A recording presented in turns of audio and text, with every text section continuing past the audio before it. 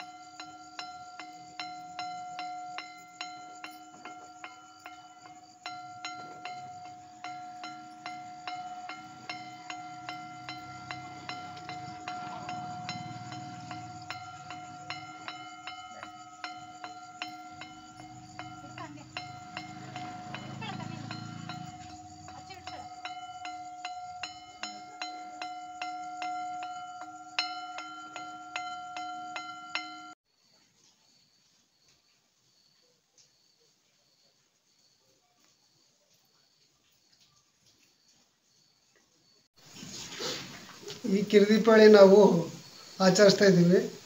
ಇಂದಿನಿಂದ ನಾವು ಮಂಗಳವಾರ ದೀಪಾವಳಿ ಅಂತ ಮಾಡಿ ನಾವು ಬುಧವಾರ ಹಿರಿಯರನ್ನು ಪೂಜಿಸ್ತೀವಿ.